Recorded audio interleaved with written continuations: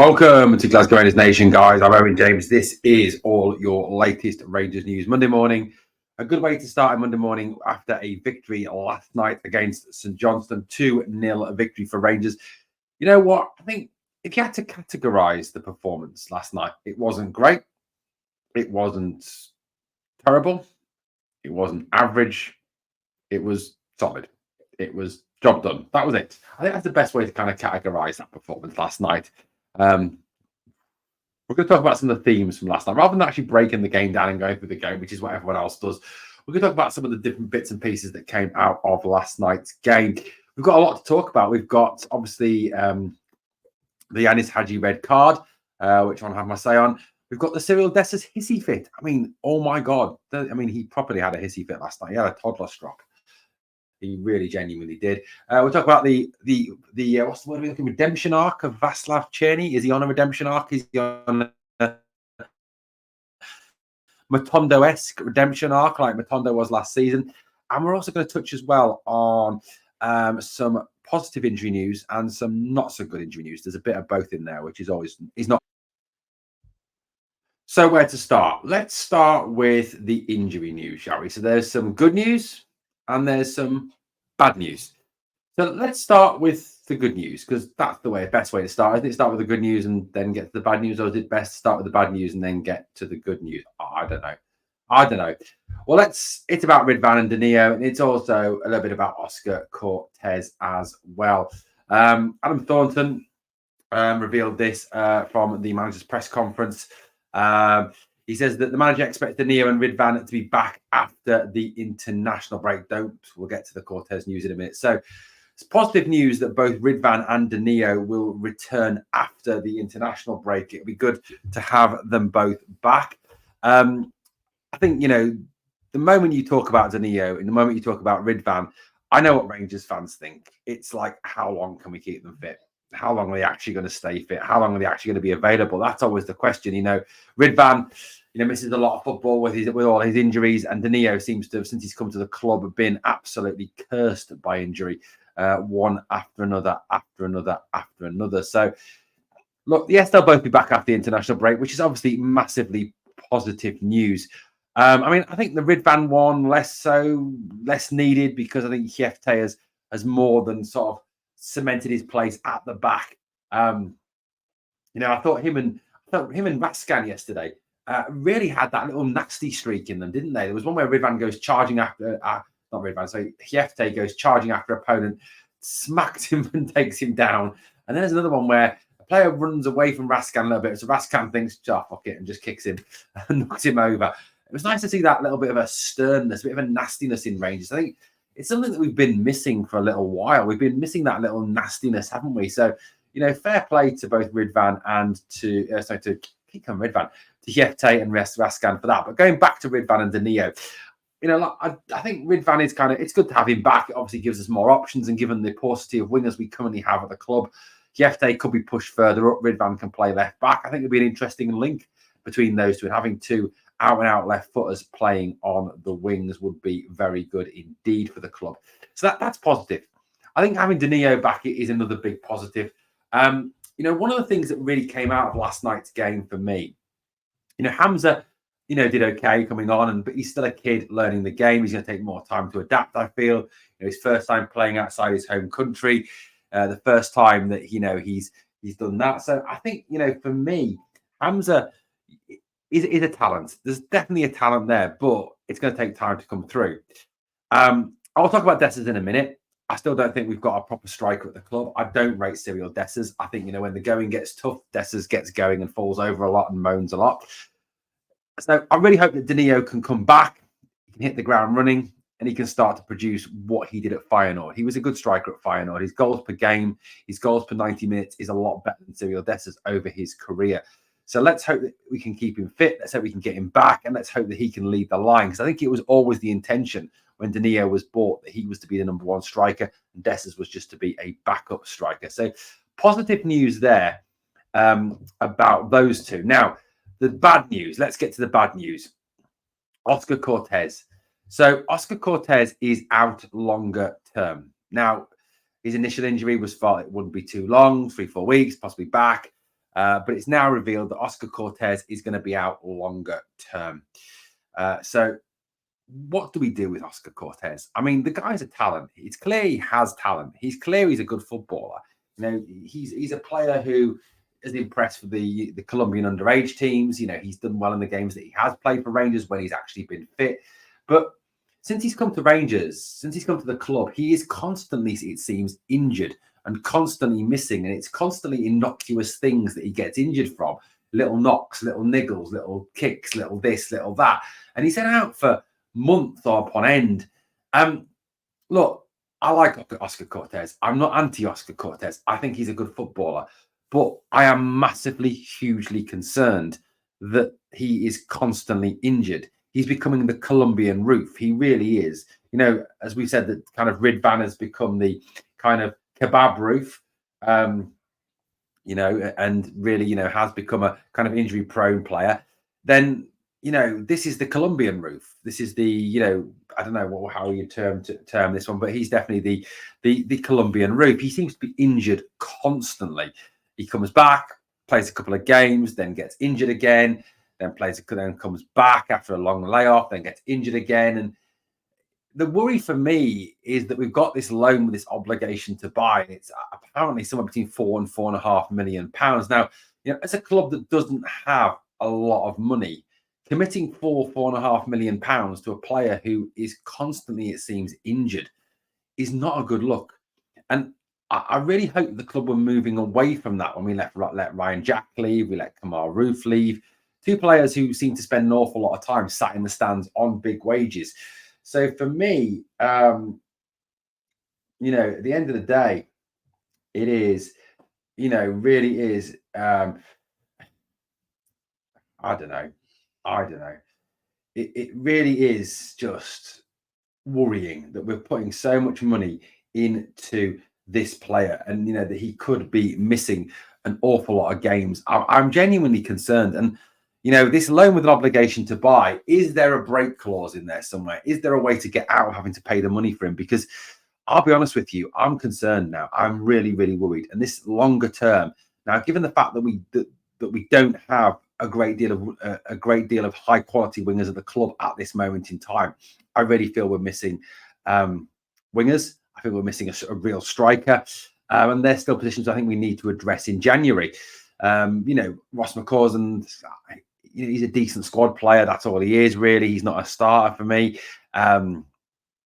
Bayrami is not a winger. That's not his position. He drifts inside all the time. If you want out and out wingers in a system that seems to be dependent on wingers, big, quick, fast wingers, you need to have big, quick, fast wingers, and we haven't got any. And Cortez constantly been injured. Rabbi Matondo being very average.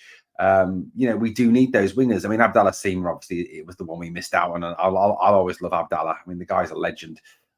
3 goals in 2 games in the Champions League for Brest, really does show what a quality player he is. But, he's gone now, and we've got to accept that, and we've got to move on. But we do need to address that. But with Oscar Cortez, is it wise to commit £4.5 million when we could spend that elsewhere on a player who's more likely to be fit more of the time? It is a massive, massive concern for me. Huge, huge concern. One winger, though, who has kind of, in a way, rebuilt a little bit was obviously Vaclav Cerny. I want to see, look, we've criticised Vaclav Cerny here on the channel. Has been a one-trick pony, as, playing very poorly. He's had a very bad week, and he's really, had a real smash to his confidence. He really has been sort of downtrodden and talked down about, and he deleted his Instagram during the week, which is not a bad thing. Let's face it, when it comes to Rangers players and Instagram, I mean, it generally is a kind of kryptonite for Rangers players, isn't it? I mean, Superman and Kryptonite, I've got nothing on Instagram and Rangers players. It's the moment they take to Instagram, you're like, for fuck's sake, just leave it. Please don't. But for me, today, Vaclav did what we wanted him to do. And, I'll be honest with you, it is a real kind of, I don't know, confidence booster for him. Philippe Clement spoke in his post-match presser about the fact that Vaclav was very down after Thursday night, that he was, very much, I think he got a criticism against Hibs on Sunday. He got further criticism after the Thursday night, that miss. And he was really down and he was really sort of dejected about things. And Clement and him had a chat, and he's come back tonight. Last night, sorry, he scored 2 goals. I mean, the first one is fantastic, the left foot shot. Second one, obviously, Hagi created. Lovely quick pass from Hagi into Vaclav, right foot, and a right-footed finish from Vaclav, proving he can use his right foot. He's not just standing on. There's a couple of times tonight, last night, he actually crossed the ball with his right foot, which was pretty amazing. So I think, he's a player that needs to have time. Long term, is he going to be the answer? I don't know. We need to give him time, I think. And I think he's earned a little bit more time and perhaps a little bit more. We've all kind of rushed to judgment a little bit on him. And I think that's wrong. We apologise, Vaclav. I'm sorry for that. But, he really did show character tonight. And I want to applaud the lad for showing that character, to go out there, to show people that, perhaps he's not, as bad as people have made him out to be, that, that he does have those good qualities and those positive qualities. So, look, I'll be honest, I was worried about him. Of course I was, with his performances. But, you've got to hope that tonight is a big boost. Last night, sorry, is a big boost for him, is a big lift for him. And he can go on from tonight and really be a success and do well for the rest of this league campaign, Europa League campaign, Scottish Cup campaign, League Cup campaign. And he can help Rangers to be successful this season. Look, I'm still not going to say that he's top class for those 2 strikes. It was St Johnstone. Let's remember that it was St Johnstone we were playing. We weren't playing the other lot from across the city. We weren't playing, to some extent, Aberdeen. We weren't playing in the Europa League. We weren't playing a Manchester United, a Spurs, anyone like that. We were only playing St Johnstone, who, plucky little St Johnstone, they had a good go. Their players are a fucking disgrace for rolling around all the time. But on the whole, we've got to get that into perspective. It was St Johnstone. But big praise to Vaclav, I think, for what he did tonight in terms of his attitude, his commitment, his desire to play, and his ability not to get to the situation where his head goes down and he just gives up. And I think that's, big respect to Vaclav for that. I'm going to give him some praise for that. I thought Big Cass was class when he came on last night. I thought he did a very good job for Rangers. I thought he was solid at the back. Again, he did all the things we want him to do, which is track the runners, keep it tight at the back. And that shot that he had, I mean, would have saved from Sinclair, the goalkeeper. But, if that had gone in, it would have been an absolute worldie of a goal. So, big praise to him for that. Right, look, let's get to Yanis Hagi. Yanis obviously came on last night. Great to see Yanis back. I was really pleased to see him on the bench. I had an argument with someone on Twitter last night, on X or whatever you want to call it, who called Hagi a fanny and said he was a shit footballer. I mean, I'll block the guy now. The guy's called Clement out. He's hashtags William Struth. I think Bill Struth would be spinning in his grave to know that someone like this twat was actually using his name as a handle. Clement out, he's called. He's a fucking twat. But at the end of the day, Hagi last night, I thought, showed his class. I mean, yes, he got sent off, and we'll talk about that shortly. But, yes, he hasn't got the rhythm of the first team football, yes. And I understand, and we all understand, that B team football doesn't continue with them play with the same intensity, the same speed, the same aggressiveness that first team football does. There is a difference there. We understand that. But I thought Hagi came on. He did okay last night. He passed the ball well. The goal that he created for Cerny, if you watch what he does, he gets the ball, receives it, plays it quick into Cerny, creates the chance, unlocks the defence. And that's what you need. When you're playing against a tight defence, you need to move the ball quickly. And that's what Hagi did. And I don't get these people that say Hagi's pish, Hagi's rubbish, Hagi's awful. Like I keep saying, watch the Euros, watch what he did for Romania, watch how he came on last night without any first team fitness, without any first team experience in recent games, and how he played. And get off the lad's back. Back him, support him. He's a good footballer. He's a quality footballer. Now, as for the red card, look, I'm gonna take a line here that I think is gonna be unpopular with some people. I thought the referee last night was absolutely atrocious. I thought he was a joke. I thought he fell for every bit of St Johnstone's rolling around and falling about and everything. And I think, with this Hagi decision, he kind of took the attitude, oh, look, Yanis Hagi's back. If I send him off, I'm going to make myself big time, aren't I? I thought the ref was a disgrace, an absolute disgrace last night. I thought Hagi was unlucky to be sent off, if I'm being honest. Absolutely unlucky to be sent off. Yes, it wasn't a great tackle, but there was no malice in it. He wasn't out of control. There was no intention to damage the opponent. Now, the rules of giving a red card in that circumstances as a referee is you have to take into consideration the following elements. One, is the player out of control? No. Two, is he seeking to endanger his opponent, deliberately seeking to endanger his opponent? No. Okay. Is there any malice in that challenge? No. So if all those answers to all those areas are no, then the player is not to be sent off. It is a yellow card, and that is it. Now, that for me was not a red card. That was about a referee making a name for himself, stealing the show, making the game about himself. It's all about me. That's what the referee was singing. The moment he saw the chance to get his name in headlights for sending off Yanis Hagi, the moment he did the whole, the moment he does this, he goes, "Oh, look, it's all about me. It's all about me." That's what he was doing. And the ref was a fucking disgrace. He was an embarrassment to the game. And the refs in Scotland are a joke. They are an absolute joke.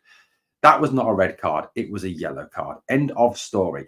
I thought Kim Pioka was a fucking disgrace as well. The way he rolls around on the ground, making the most of it.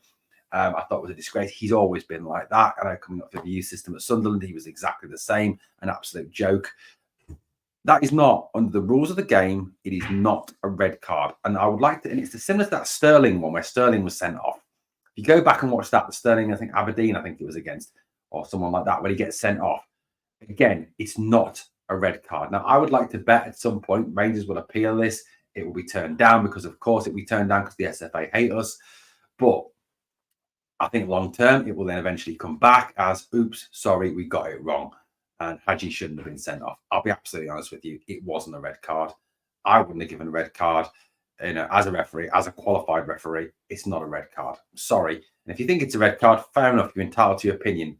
But please know, under the rules of the game, when you answer those criteria, those three criteria, malice, out of control, deliberately endangering opponent, answer to all those three is no, you can't give a red card. And I'm sorry, the referee did this, and he couldn't wait the moment he knew that this was under review. He could not wait to get that red card out of his pocket. He loved it. He loved getting the attention. It was all about him, and he loved it.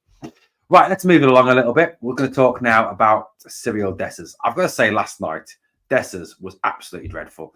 He couldn't trap a bag of cement. His control was awful. The ball bounced off him. He started the rolling around again and throwing his arms in the air. And then when he was substituted, oh my God, he had such a hissy fit. I've got to say, if you're not calling him out for that last night, then I'm sorry, there's something wrong, because that is not what you expect from a Rangers player. Have some fucking respect, man. Have some respect. He's coming off. He's mouthing off as he comes off the field. Then when the camera pans to the bench, you see him throwing things, ripping his sock ties off, having a Mardy, behaving like some spoiled, self-entitled little child because he's been substituted and he doesn't like it. I'm sorry, but that is bang out of order. Now, I really hope that when Clement's gone back into the dressing room, he's taken Dessers to one side and he's ripped him a new one. Because if as a coach, and I've coached not obviously the higher level like Clement, and this higher level of European and top league football, but if one of my players was that disrespectful and that badly accepting of a change being made, I would absolutely rip his head off, because that is unacceptable from Cyril Dessers. And if he thinks it was unjust him being substituted, I'd say to him, go back and watch your performance, Cyril, because you were absolutely dreadful last night. And that's on top of the fact that you were absolutely dreadful on Thursday night, and you were absolutely dreadful when you came on against Hibs, and you haven't been good for quite a while now. So for me, it does show that we are missing a top line striker. Somebody's going to put the ball in the back of the net on a regular basis when the pressure is really on. And last night showed that. I think, overall, we got the 2-0 win, but we weren't clinical enough. We didn't carry enough threat in that final third. And the lack of a real top quality striker is actually hurting our chances of being successful. But in terms of that hissy fit, that toddler strop that Dessers had, I'm sorry, but that was bang out of order. And if you're not calling that out, I'm sorry, but you need to give your head a wobble. You really seriously do. Right, guys, look, It's positive. We won the game. It's positive. We closed the gap to 5 points. We're now going to the international break. Boring international break. Hate international football. But at the end of the day, we are still taking that victory forward. We've got to build the positive from that. There were positives. Hagi back, played reasonably well. Bajrami did well, I thought, last night. Cerny did well last night. Suter, I thought, was very good last night. Connor Barron made a difference. And interesting to see that Barron in a different role last night as well. And also, the other interesting thing for me as well was Nicholas Raskin in the 6 role. I thought he did very well last night as well. They're the positives to take out of the performance. Guys, let me know your thoughts, views, and opinions on the topics we've covered and also on last night's game. Thanks for watching. Smash a like, sub if you haven't, drop me a comment. Thanks for watching, guys. We are the people.